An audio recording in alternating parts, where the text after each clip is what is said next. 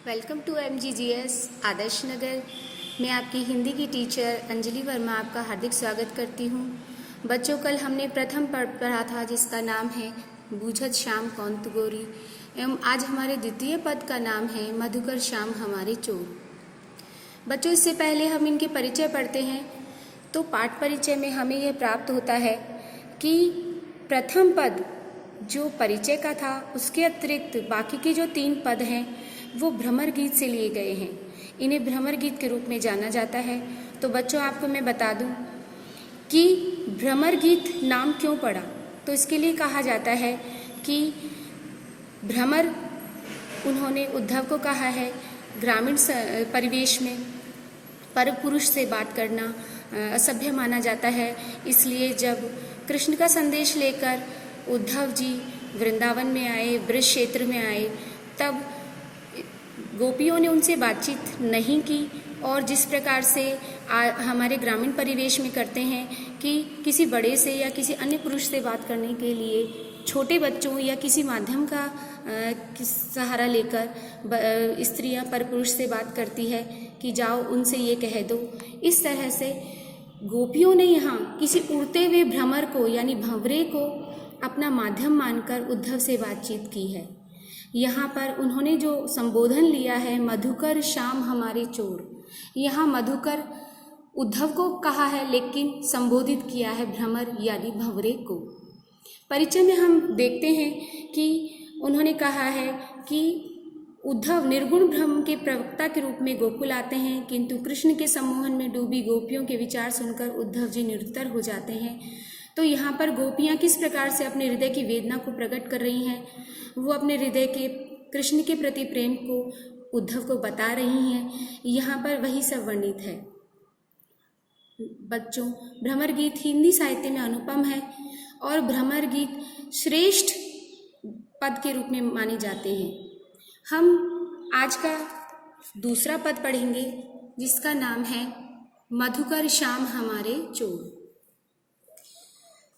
बच्चों, जैसा कि मैंने पहले बताया कि मधुकर यहाँ पर उन्होंने उद्धव को संबोधित करते हुए कहा है, लेकिन असल में वो कहीं एक उड़ता हुआ भंवरा आ गया है जिसे ही उन्होंने संबोधित करके उद्धव को अपनी बात बताई है कि कृष्ण किस प्रकार से कृष्ण ने हमारे सुख, हमारे चैन, हमारे निद्रा, हमारे प्रेम सभी कुछ चोर लिया है। मधुकर श्याम हमारे चोर, हे भंवरे, हे भ्रमर, ये जो श्याम है, जो कृष्ण हैं, ये हमारे चोर हैं, यानी इन्होंने हमारा सब कुछ लूट लिया है।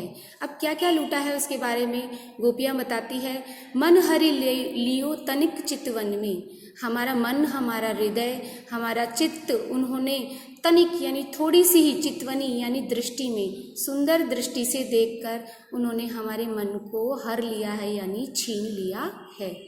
चपल नैन की कोर, अपने चंचल नेत्रों की कोर यानी किनारे से, जैसे हम किसी को तिरछा देखते हैं ना बच्चों, तो तिरछा ऐसे ही सुंदर दृष्टि से तिरछा देखते हुए उन्होंने इस प्रकार से हमें देखा कि हमारा हृदय हमारे हाथ में नहीं रहा और श्री कृष्ण के वश में हो गया। पकड़े हुते हृदय उर अंतर, प्रेम प्रीति के जोर। यहाँ पर गोपियाँ कह रही है कि जिस हृदय को पकड़े हुते यानी पकड़ रखा था, हृदय यानी हृदय को, मन को, चित्त को, दिल को, जिन्होंने हृदय में अपने मन में जिस प्रेम को धारण कर रखा था, प्रेम प्रीति के जोर यानी प्रेम के वशीभूत होकर हमने जिस हृदय को धारण कर रखा था, वो हृदय हमसे श्री कृष्ण ने अपनी चितवन, सुंदर दृष्टि डालकर छीन लिया।